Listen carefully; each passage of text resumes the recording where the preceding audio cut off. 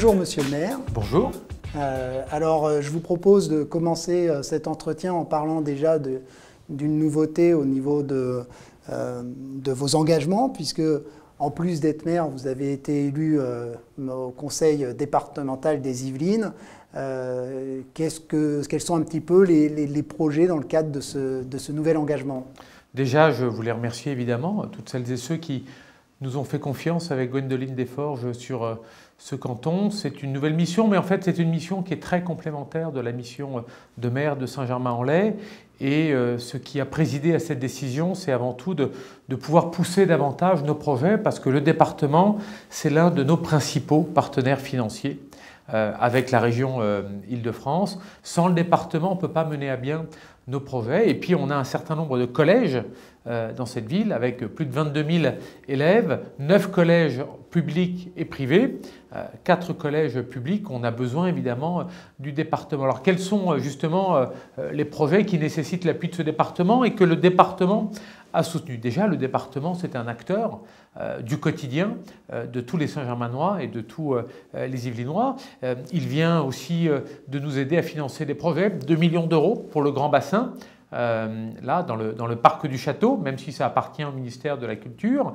C'est un partenaire qui est indispensable pour mener à bien le nouveau projet de déchetterie intercommunale que nous portons avec notre intercommunalité et avec la commune de Chambourcy sur la sortie de Saint-Germain-en-Laye. Donc voilà, on a besoin du département. Et puis le département, ce sont les routes aussi, un certain nombre de routes, les routes départementales, certaines, et on a tendance à l'oublier, qui traversent et qui partagent notre ville. Donc pour toutes ces raisons, voilà, on a besoin d'un département. On a la chance d'être dans un magnifique département qui a aussi des facilités et des possibilités pour financer ces projets-là, pour autant que ce soit des projets qui puissent rayonner sur le territoire. Des projets culturels, j'ai parlé du Grand Bassin, le musée départemental Maurice Denis est un musée départemental qui appartient au département des Yvelines. Et puis le grand projet campus sur lequel nous travaillons avec le département, avec la région, faire de Saint-Germain une ville étudiante avec 5000 étudiants à la fin de ce mandat. Nous en avons un peu plus de 2000-2500 aujourd'hui. Enraciner durablement Sciences Po, travailler sur un nouveau bâtiment pour l'école du design. Voilà, autant de projets dans lesquels le département est un partenaire majeur et important. Alors là, vous parlez justement d'étudiants. On vient de vivre la rentrée scolaire avec toujours quand même quelques contraintes sanitaires. Quelles sont les mesures qui sont toujours mises en place ou qui viennent d'être mises en place dans ce cadre-là, que ce soit pour Saint-Germain comme Fourqueux? Alors, on est toujours évidemment dans l'obligation du port de masque à l'intérieur des établissements. J'espère pour le moins longtemps possible, parce qu'on sent bien, surtout aujourd'hui, il a fait très beau, très chaud, que ça devient compliqué. Il y a un petit effet de ras-le-bol et je le comprends. Voilà, il faut encore faire collectivement cet effort, tous ensemble. On pense, et à juste titre, qu'il n'y en a plus pour longtemps. Voilà, mais il faut qu'on soit encore un petit peu solide sur ce point-là. Un arrêté préfectoral qui a été pris il y a quelques jours qui oblige encore au port du masque à l'extérieur, dans un rayon de 50 mètres à proximité des écoles ou des établissements universitaires. On a aussi évidemment le pass sanitaire, alors pas dans les écoles, mais sur un certain nombre d'établissements à Saint-Germain. On a des dizaines et des dizaines de cafetiers, de restaurateurs, de bars qui sont soumis à ces règles-là. Les manifestations publiques, évidemment, en tout cas certaines d'entre elles. Et puis, bien évidemment, le défi pour une ville comme la nôtre au cours de ce mois de septembre, c'est d'inciter le maximum de collégiens et de lycéens, les 12-19 ans ou les 12-18 ans, à aller se faire vacciner. Voilà, on a commencé aujourd'hui, un peu timidement, avec quelques dizaines d'élèves qui se sont fait vacciner le jour de la rentrée. C'était un symbole. Il faut qu'on continue. Voilà, je disais, 10 lycées, 9 collèges. Il faut qu'on ait le maximum de ces élèves qui puissent ou qui soient en capacité de se faire vacciner. Je rappelle que la règle en matière de cas contact a pas mal changé. Et si vous êtes vacciné et que vous êtes cas contact, vous pouvez suivre en présentiel. Pour peu que vous fassiez un test avant et après, vous pourrez continuer à suivre vos enseignements et c'est ce qui fera toute la différence, je le pense. On parle vaccination. Il y a eu un centre qui a été mis en place sur la ville. Est-ce que c'est le rôle d'un maire justement de gérer ce genre de situation, d'intervenir? Comment ça s'est passé un peu sur la ville par rapport à ces engagements-là? Alors on peut se poser la question et quand cette crise sera derrière nous, parce qu'elle sera derrière nous un jour, il faudra qu'on ait tous ensemble cette réflexion collective sur la part de responsabilité des uns et des autres, à quel niveau d'engagement et qu'est-ce que nous, on peut faire collectivité. La santé, ce n'est pas une compétence municipale pour autant. Dans une ville où on a un centre hospitalier, des cliniques, on ne s'en désintéresse pas, bien au contraire. Et comme beaucoup de maires, moi l'année dernière, quand premier confinement, quand cette pandémie a commencé à sévir avec dureté sur nos territoires, voilà, j'ai beaucoup attendu de l'État. Est-ce que j'ai trop attendu de l'État? Je ne sais pas. Mais il n'y a pas grand-chose qui est venu, parce que les choses ont changé depuis la dernière pandémie, la crise H1N1. La plupart des centres de vaccination qui ont été montés à l'époque étaient dans les préfectures ou dans les sous-préfectures. On a tendance à l'oublier. Elles avaient des moyens, elles avaient des ressources, elles avaient des moyens humains qu'elles n'ont plus aujourd'hui. Donc elles se tournent vers qui? Tout naturellement, elles se tournent vers les collectivités locales. Sauf qu'au début, elles se sont peut-être tournées un peu timidement vers les collectivités. Chacun voulait un petit peu conserver ses prérogatives, alors que nous demandions, nous, ville, à pouvoir nous impliquer le plus vite possible. Et bien évidemment, quand on a commencé à évoquer la vaccination, on a candidaté, parce qu'il fallait candidater, alors que maintenant les choses peut-être se feraient un petit peu différemment, pour pouvoir ouvrir sur notre territoire, sur notre bassin de vie et de population, un centre de vaccination. Mais c'est la même chose pour la distribution des masques, c'est la même chose pour la mise en place des centres de tests, PCR puis antigéniques. Voilà, tout ça a été quand même un combat, pas très fluide, pas très simple. On y est arrivé parce que je crois que l'esprit de responsabilité qui nous anime a fait qu'avec l'ensemble de nos agents, en responsabilité avec l'Agence régionale de santé, notre intercommunalité, on a avant tout considéré que dans l'intérêt commun, il fallait qu'on se mette tous en ligne pour servir nos administrés. Après, je ne dis pas qu'on réglera nos comptes, mais on fera un bilan de ce qui s'est vraiment passé. Moi, je considère que la santé, et on a créé un conseil local de santé pour nous aider, pour nous aiguiller justement et nous conseiller dans la gestion des crises. Il y aura peut-être d'autres crises pandémiques plus tard. On a besoin des professionnels de santé sur notre territoire pour sentir les choses et pour nous orienter. Et on a gagné beaucoup de temps comme cela. Alors justement, on a besoin de personnel de santé sur notre territoire. Aujourd'hui, il y a beaucoup de projets qui sont lancés sur la ville, de grands aménagements de quartiers. Il y a la cité de l'enfance, il y a le cœur des sources, et il y a aussi, bien sûr, justement, ce fameux quartier de l'hôpital qui va être entièrement repensé. Est-ce que vous pouvez nous parler un petit peu de ces trois projets? Alors, la cité de l'enfance, c'est un projet qu'il nous fallait mener depuis longtemps. Un projet qui n'est pas simple parce que restructurer un pôle scolaire en plein cœur de ville, en secteur sauvegardé, c'est pas simple à Saint-Germain-en-Laye. Et là, je dois remercier quand même tous nos services qui ont fait un travail formidable. Déménager, délocaliser, transplanter une école élémentaire sur un autre site, transformer ce site, faire en sorte que la rentrée qui s'est déroulée se passe sans problème, sans difficulté, avec les meilleures conditions d'accueil possibles pour les enfants, pour les enseignants et bien évidemment aussi pour les parents. C'est le travail qui a été fait pendant 2 ans et c'est un travail exceptionnel. Donc ce n'est pas des projets qui sont simples et on aura un outil pédagogique qui sera vraiment très moderne, adapté. Et cette cité de l'enfance, on la veut à la fois ancrée dans ce que nous sommes, c'est une ville de tradition, une ville de patrimoine, mais ouverte vers les nouvelles technologies et surtout ouverte vers l'enfant. On a cette particularité dans notre ville d'avoir fait de l'éducation notre priorité d'action numéro 1. Voilà, peu de villes le font, nous c'est l'éducation. On estime qu'à Saint-Germain-en-Laye, avec 22 500 élèves, on a un rôle peut-être différent des autres communes vis-à-vis de nos élèves et vis-à-vis de la pédagogie et des savoirs. Et c'est ce que l'on fera et on va vraiment se servir de cette cité de l'enfance comme d'un laboratoire pour offrir en tout cas les meilleures conditions d'enseignement possibles à nos enfants. Donc ça, c'est ce premier projet. Les travaux, le désamiantage, la dépollution a commencé. Le deuxième projet, je les prends un petit peu dans le désordre, c'est le cœur des sources. On est en train de finaliser les études, les permis de construire seront déposés en début d'année prochaine. C'est un très vaste projet qui est porté par de l'investissement public. Voilà. La région, le département, on en parlait tout à l'heure, et la ville principalement, 3 grands équipements publics. Un nouveau conservatoire, là aussi, le conservatoire qui est dans un hôtel particulier du centre-ville, va bouger, être transplanté dans un quartier un peu différent, un quartier où l'offre culturelle est peut-être insuffisante aujourd'hui, mais enfin, dans le même bâtiment, permettre à toutes les esthétiques, qu'elles soient musicales, qu'elles soient chorégraphiques, qu'elles soient aussi autour des arts dramatiques, de pouvoir s'exprimer. Et ça n'existait pas aujourd'hui. Un conservatoire, une nouvelle école, l'école des sources, voilà, c'est une école avec une forte poussée démographique. On vient d'y ouvrir une nouvelle classe là en cette rentrée. Et c'est une école qui a beaucoup vieilli, une des plus anciennes de la ville, et il était temps justement de la refaire. Et puis un nouvel équipement sportif, un nouveau gymnase là aussi qui avait vieilli, et tout ça dans un parc de 30 000 m².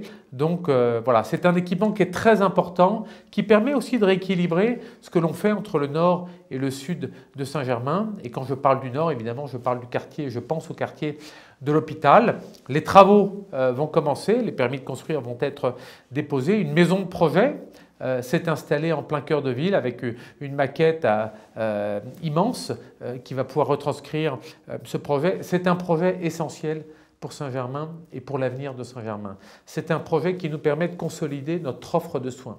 C'est un quartier, on va prendre soin des gens autour justement de la santé, l'extension de la clinique, le recompactage de l'offre hospitalière autour de la chirurgie ambulatoire, autour de la radiothérapie qui va se développer, autour de l'imagerie médicale, l'imagerie nucléaire ou une IRM qui arrive également bientôt. Une offre de soins voilà, adaptée, plus moderne et qui nécessite forcément moins de mètres carrés. Si ça nécessite moins de mètres carrés, ça veut dire que l'on peut offrir du logement, on peut offrir des services, on peut peut-être avoir des surfaces commerciales que l'on n'a pas ailleurs.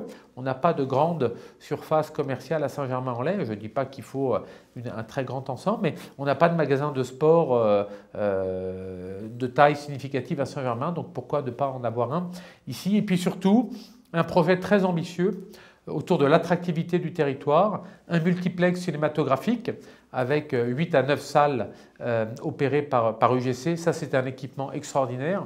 On n'ira pas en périphérie, on ira au cœur de ville pour aller au cinéma avec une offre complètement modernisée. Et puis surtout, nos 2 châteaux d'eau avec un restaurant panoramique tout en haut du château d'eau et un déambulatoire qui nous permettra gratuitement de pouvoir contempler Saint-Germain et sa forêt vue du ciel à 35 mètres de hauteur.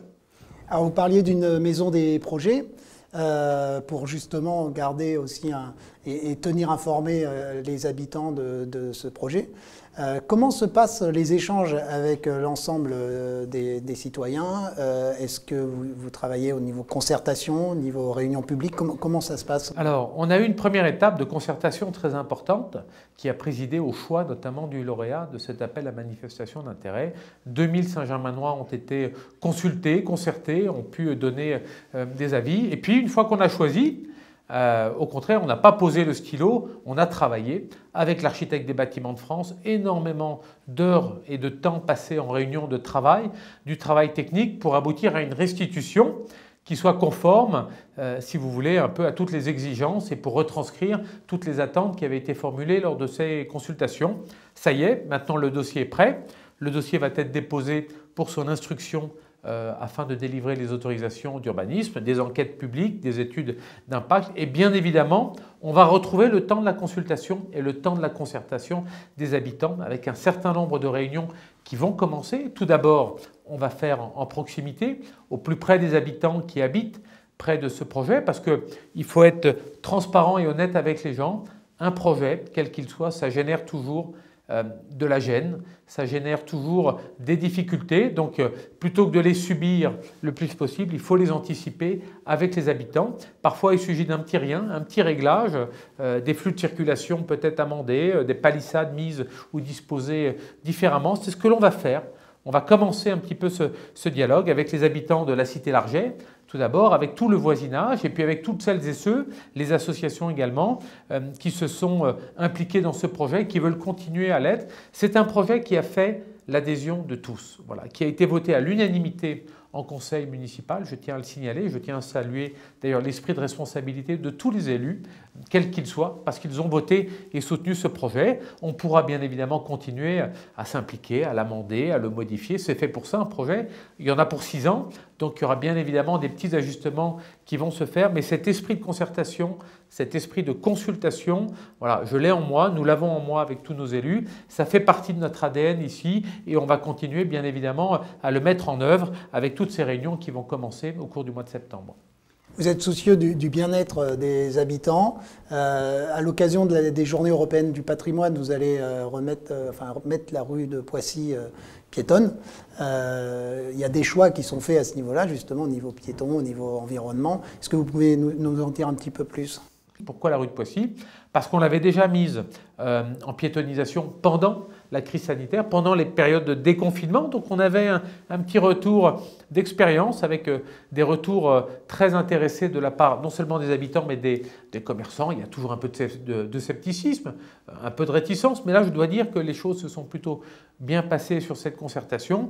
Et puis surtout, ça permettait d'offrir un maillage en mobilité douce et en piétonnisation complet de la place du marché à la place du château, ce que nous n'avions pas. Et donc on a ce parcours maintenant piétonnier qui existe entre ces deux places emblématiques et importantes de notre ville. Donc c'est pour ça que notre choix s'est porté sur la rue de Poissy. Moi je crois beaucoup à la piétonnisation, je crois que c'est une ville qui s'y prête.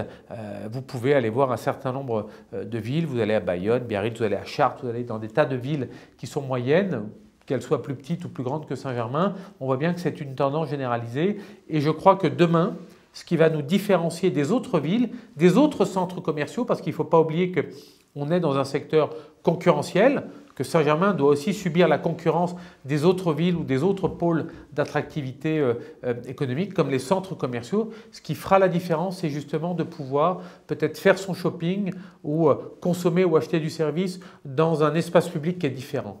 Voilà, qui sera de qualité parce que les murs seront ravalés, parce qu'on pourra prendre son temps, on pourra aller sur une place prendre un café ou déjeuner en terrasse. Et demain, c'est ce qui fera la différence. Et je pense que nous avons de l'avance par rapport aux autres villes et que demain, on commercera et on viendra à Saint-Germain, non seulement parce que c'est joli, parce que les murs sont restaurés et réhabilités, mais également parce qu'il y a cette distanciation et un petit peu ce confort que l'on a dans l'espace public parce que les rues sont piétonnes. On va avoir un festival qui va démarrer, Saint-Germain en live. Est-ce que vous pouvez nous expliquer un petit peu ce que c'est que le principe de ce festival ? Alors on a voulu un petit peu moderniser. On avait un festival ici pendant 30 ans qui avait un petit peu vieilli, voilà, qui collait plus véritablement à l'image de la ville et aux attentes de nos spectateurs. Donc c'est un festival qui va maintenant migrer sur d'autres communes. Et donc on avait envie, enfin en tout cas moi j'avais très fortement envie, avec tous les acteurs de la vie culturelle, d'avoir quelque chose qui soit véritablement ancré au sein de notre ville avec tous les acteurs culturels. Quelque chose qui puisse faire émerger des talents et avec des têtes d'affiche. Donc on va travailler avec la Clé, qui est pour moi un véritable incubateur culturel, avec nos conservatoires, nos écoles de chant, nos écoles de danse, le tissu associatif, pour avoir un festival Saint-Germain en live, avec du live, qui va commencer début octobre, mais qui aura la particularité d'être produit en régie, en interne, par les équipes du théâtre Alexandre Dumas, qui est un théâtre qui marche très bien, avec des équipes très professionnelles et très compétentes. C'est la V0 cette année, voilà, première édition, dans un contexte où on se remet à peine de la crise, qui sera peut-être encore un peu compliqué pour le spectacle vivant, mais qui va nous permettre de construire, dès l'année prochaine, un vrai festival concentré, compacté pendant une dizaine de jours, aussi bien au théâtre, aussi bien dans la rue, avec les cafés, les restaurateurs, des DJ qui seront aussi tout au long de cette semaine qui animeront ce festival, et puis le théâtre également dans le domaine national, de la danse, du chant, voilà, beaucoup de choses, toutes les esthétiques, toutes les diversités culturelles et musicales, quelque chose d'un peu plus international.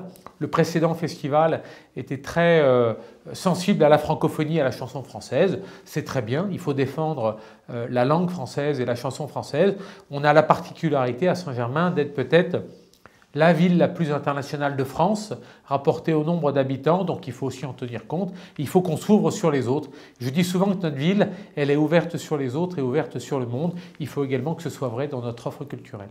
Et donc ça va se passer en intérieur, en extérieur, les deux? Les deux, voilà, beaucoup de choses en extérieur, évidemment, sous réserve du climat et des conditions climatiques, mais beaucoup de choses également dans les lieux de diffusion culturelle.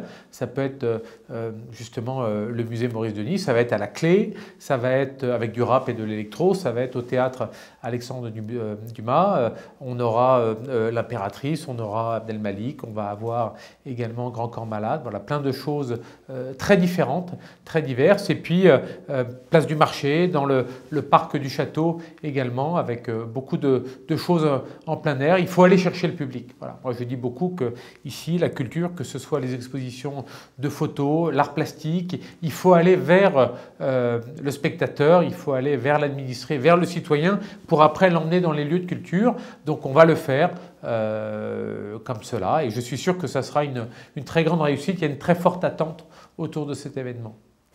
Autre événement, l'arrivée de Messi. On va basculer sur la partie un peu sportive. Un petit mot sur la venue de ce grand joueur de foot. Bon, déjà, c'est irréel. Enfin, je veux dire, on a du mal à croire que Messi, il est à quelques centaines de mètres d'ici, au camp des loges, et qu'il s'y entraîne. Il a signé un contrat de 2 ans, donc il restera encore 2 ans ici au camp des loges. Tout ce qui contribue à accroître le rayonnement du Paris Saint-Germain est bon pour Saint-Germain. C'est excellent pour nous. Ça accroît notre notoriété à l'international.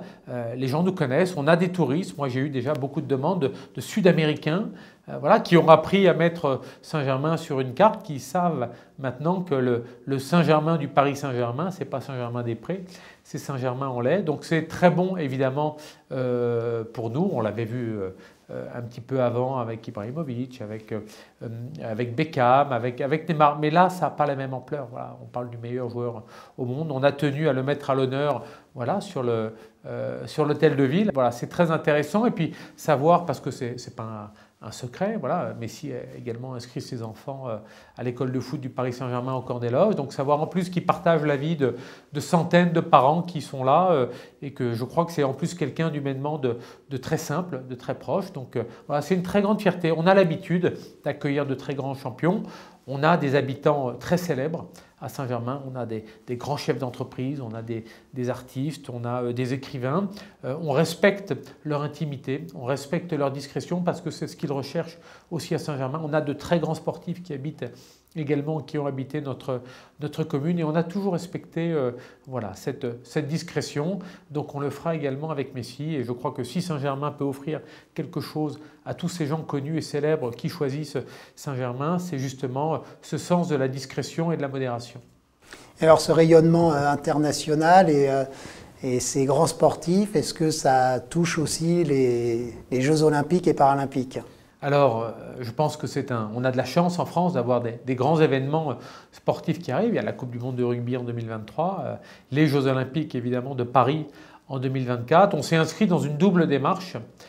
Tout d'abord, d'être labellisé Terre de Jeux, c'est-à-dire s'inscrire dans une démarche de soutien à Paris 2024. Et puis deuxièmement, de s'inscrire dans une démarche de préparation aux Jeux. Donc on est ce qu'on appelle un CPJ, un centre de préparation des Jeux Olympiques.